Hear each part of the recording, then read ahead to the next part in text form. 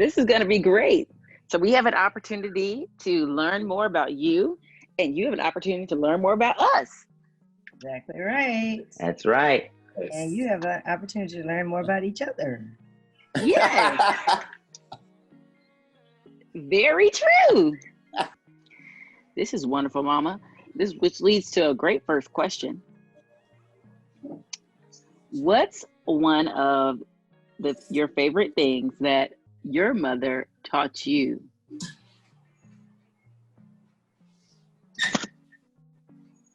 To make is food, or just perhaps to make, to do, how to be, however what she the taught great you. lessons from Gladys Butler Goforth. What's your favorite Easter speech? No.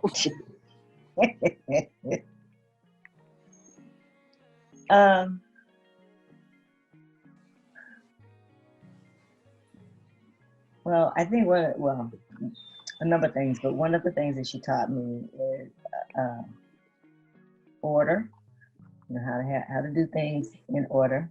She and Daddy both, order. And not just be irresponsible. Responsibility was another big thing that she taught me. And how to be thorough. Thorough. Right. Thorough. Thorough job. Yes. Thorough. One of the other things that I don't know that one of the things I really appreciated about her as she got older that I noticed was she could take a criticism. Yes. I remember us talking about that. Now, it doesn't mean that she would argue back. Yeah. But she said, I was thinking about that, and I think you had a point, or whatever, And she would pray about them. Yes. Sometimes she say, I prayed about it, and I decided I'm gonna do just what I said I was gonna do. I was like, Mother, are you sure you prayed? Yes, I did. What did you I'm pray? still on trial. Did you pray that God would say, agree with you?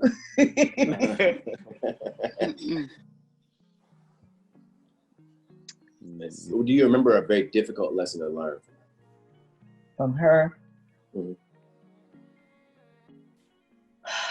I think this is interesting.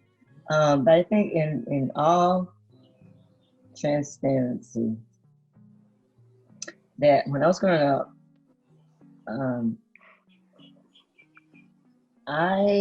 mother imprinted on me, whether or not she meant to or not, the idea that I needed to care about what other people thought.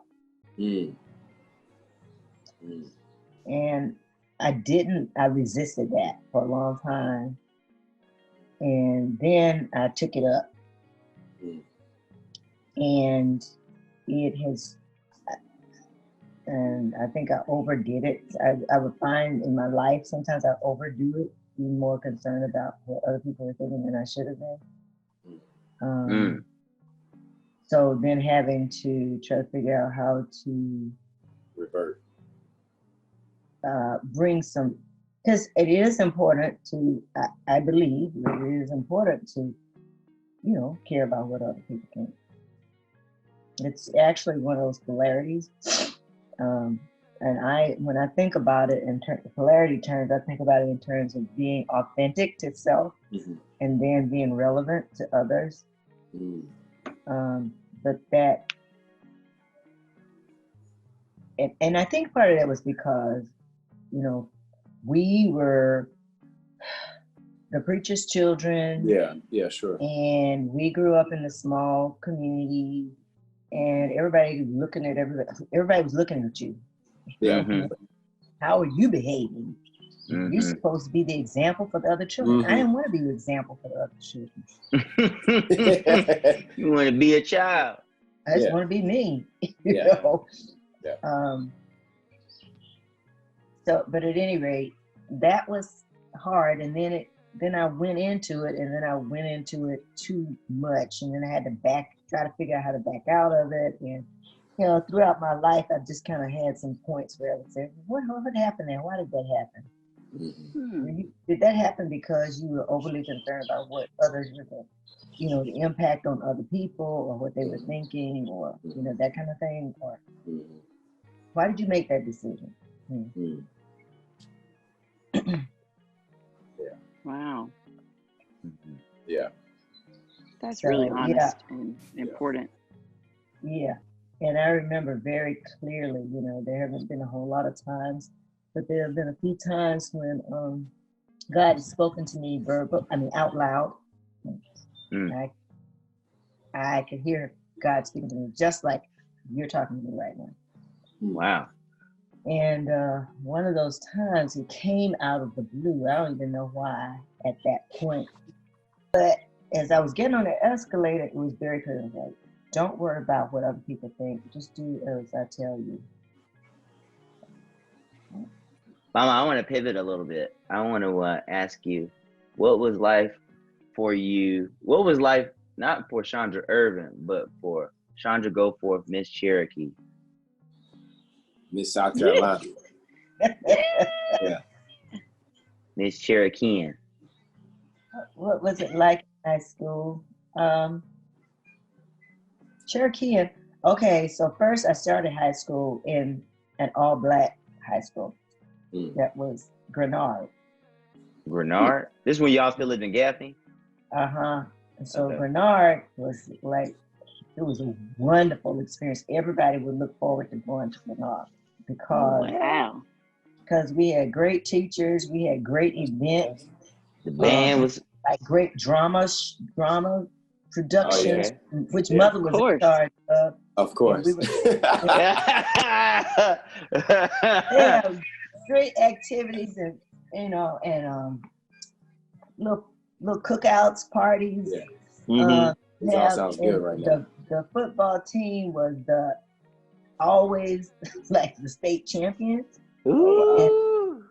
And the band was the state champion for 7 years in a row. You know, it's that kind of thing. So, that band was bad. Did you play? Yeah, Grenard was lit.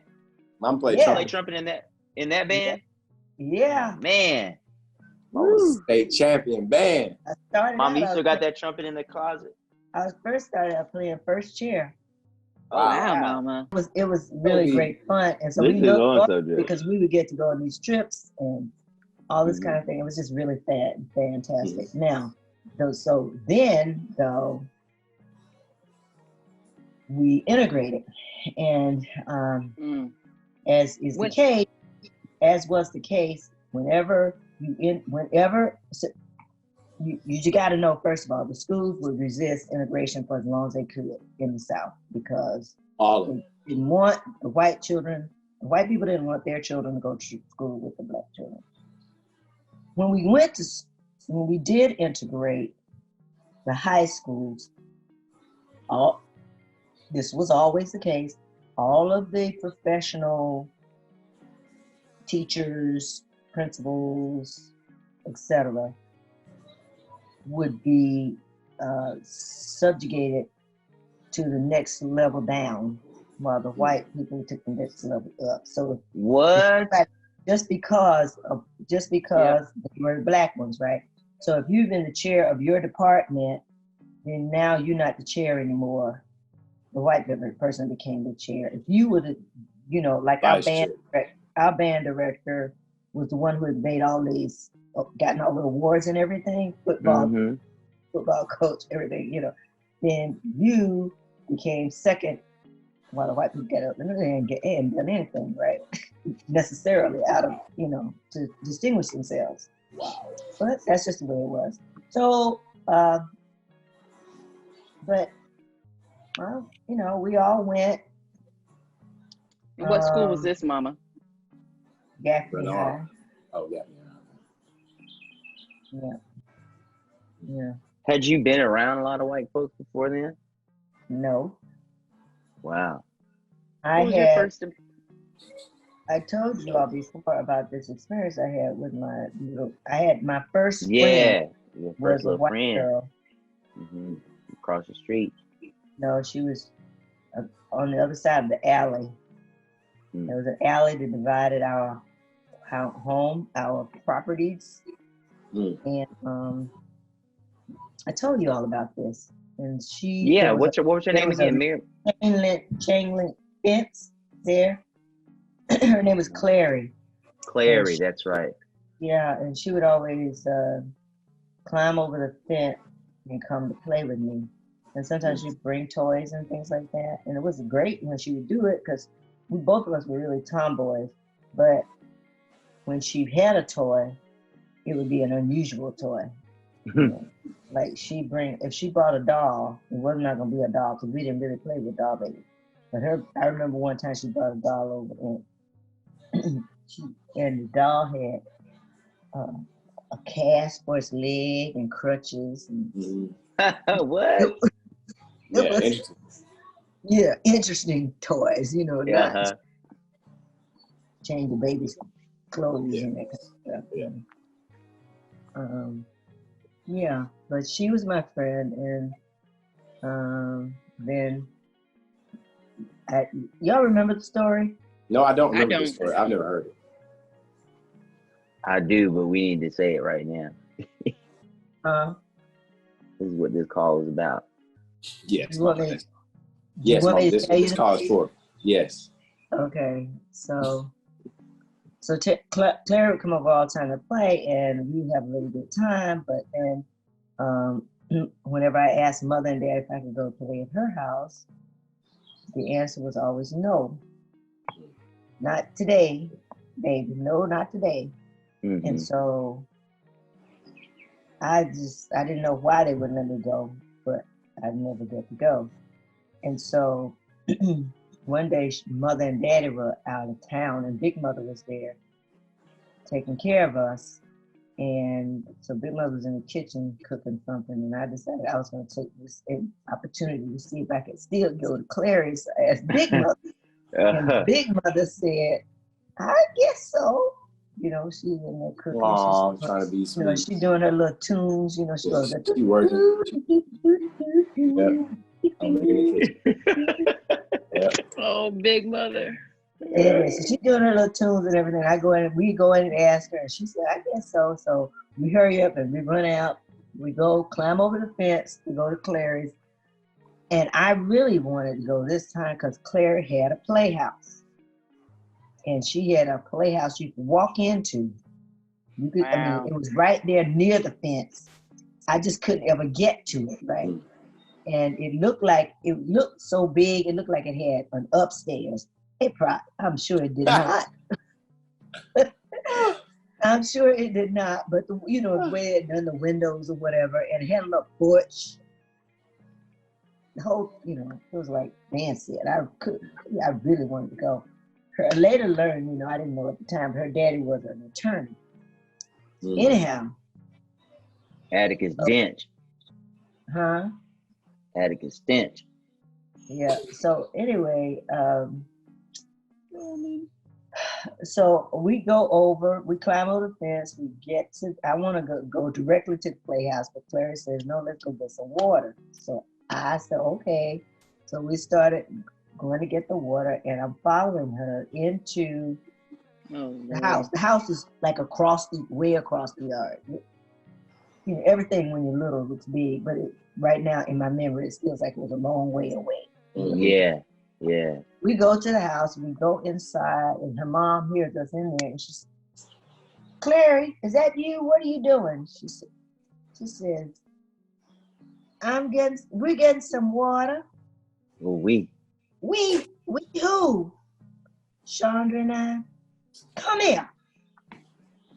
And so we go in there, and I'm just following her, Yeah. And I'm kind of looking around in the house because, of course, I've never been in their house before. It looked nice and everything. We get into I don't know which room it was. We get into the room, and she's in there having I think it was playing bridge. I don't know really what the card game was. They're playing cards. She and some women, okay? And they all just kind of go, they have the cards in their hands, they go. When they see me, you know, in the house with Clary, like she tell Clary, go to your room and you go home. You know. So I had to go home. I didn't get to go into the playhouse. And then Clary didn't get to come play with me anymore. And we would see each other at the fence and just wave, you know. And then if her grandmother, because her grandmother's house was in that same area, right, you know, right on the other side, or her grandmother or her mother or any of them saw her near the fence, Carrie, get back over here. You know. So she did that. And then one day she sneaked over and she was playing on the we were playing on the side porch. Our house had a front porch and a side porch, little front stoop, but the side porch was bigger anyway. So we were back there playing, and mother was out there with us on the side porch. And her daddy came home and found her over there, figured out where she was, and came over to our house, didn't say a word to mother or anything, and just started whipping Clary and whipped her all the way back home. And that was that. And so we didn't ever, she knew, don't get near the fence, don't come, we just kind of, that was it. So then our worlds were just completely separate from that point forward. Wow. How old were you, Mom? I was about 6. 5 or 6, somewhere in there. Yeah. Did you understand what was happening? So we grew up together, and I still, even after we were in high school together, we didn't relate to one another anymore. After, you know. And so I ended up going back. I had to go back and process all of this. I didn't even, I kind of forgot about it. Yeah. And then there was one of the session I was doing, we were preparing to do some training. So this big, I used to do all this training around the country and about diversity and all this kind of thing. And so we were asked a question about the first time you felt different. And I had to go back, and this was it, and it all just came back actually at that point. I always wonder just like how you guys, because you have a multitude of friends and they're diverse. Very. Mm-hmm. And I've just wondered how you guys got to that point, especially given that you guys grew up in Jim Crow. That's just so, concept is just so hard to think about. I think I finally at some point in time just kind of started thinking about that. You guys grew up with like crazy circumstances. I don't know how you build trust in that way after having. Yeah, it was, Trey, I would say, is nothing but God. It was the grace of God and parents who taught us about love and and how and why and that was the most important thing. Love God, love yourself, love other people. And that was, without that, I'm not sure how we do it, because there are, even now, a lot of Black friends will say, boy, y'all just same thing like you're saying, Trey. Yeah, y'all got, I know it. I bet they sell cards. They probably just say, y'all got a lot of friends. Y'all Yeah, have they be brothers. like, yeah, they do. Or they be like, y'all got the United Nations over Y'all got a there. lot of friends. Let me say, A y'all, lot. They y'all say the got United friends, Nations, don't all they? these friends from different races and everything. How y'all? It is the lesson of love, but it's also a lesson of. It has to do with the spiritual value of hospitality, I think. The spiritual And value of hospitality. yes. Mm. And You mean like how Christ was opening the space. hospitable? Hospitality. Yes, opening the space to welcome others in, even though you don't know them that well, or you're not sure what the trust level might be, or whatever. But just creating the space and being willing to hold the space. Yeah. And then also the lesson of forgiveness is huge. To be able to, because I find that forgiving is not just about the other person, it's about freeing up yourself. Of course. Yes, ma'am. Yeah, absolutely. Yeah, and I mean, that's a lesson you still learn now. And we talked about this, Mama. Well, that was also during like the height of the civil rights movement too, where like, Martin Luther King had just gotten killed. I'm sorry. You know, there's a delay, Joey, so sometimes it. But Mama, the thing we still see now, and we've talked about this, that the burden to oftentimes develop the relationship or move forward, it relies on, specifically talking about race, with people of color, or to speak up when something is happening, like when the oppressive moment is happening, whether that's in the meeting, and yet again, you see that, that your idea is being taken over. And you two have, like, you and Clary have talked about it separately, and she says, okay, I'm going to have your back. I'm going to, I'll say something because I see it too, Chandra. And she makes you think you all are friends in this environment. Time for that. Which actually leads into a question that's really been on my heart with this, which is, we're in an age where self-care is really huge. And well, it's much more of a conversation, I would say, certainly in our generation. And I wonder if it's something that you all talk about in the boomer generation. But it's almost as if it's people recognize it as being very necessary and not necessarily indulgent, but something that's, you should require, etc. So I wonder for you, as someone who is often holding space for lots of people and who gives out so much in work and, holds different roles in the family, how do you take care of Chandra? Not the mom, not the wife. You have lots of different identities you hold. How do you take care of you? Well, first thing is I try to do is take care of my spirit by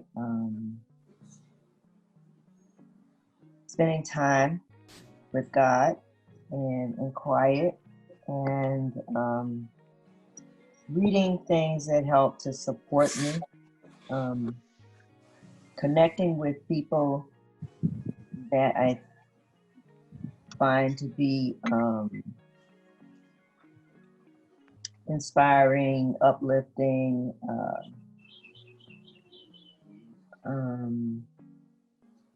lights, in the world. I also tend to, unless I am working with them, and when I say working with, I mean doing coaching or spiritual consultations, that kind of thing. That's a whole different scenario. Okay, I don't pick and choose and say I will work with these and I won't work with these others. And when people are struggling, it's like I welcome them in. I'm glad there to be working with them. But in my personal life, I don't like to put up with drama. I don't like drama. And so If somebody's got to be always, they want to carry drama, then I remove myself. I move back. And that's one of the ways I take care of myself. I learned that when I was in middle school. Because I got burned a few times. And then I realized, you know, this is one of those things where, you know, I wanted to be liked. And so, you know, people would tell me stuff and I would just talk and I'd be listening to them and everything. But I wouldn't say the things that they would, then later on, you know, it'd be like, Chandra said. But I would not have said it, what they said, or they would have taken what I said and twisted it around. Right. Add you in the mix. Yes. And so after about, I don't know, about 3 or 4 of those, I was like, nope, that's okay. And that's why some of my very best friend in high school was a male. Oh. Yeah, it was drag. Because, you know, I had girlfriends, but I had gotten burned. So I stopped talking. You know, I wasn't the kind of girlfriend who was going to be gossiping with you. Still not. Nope. Still gay day for that, Mama.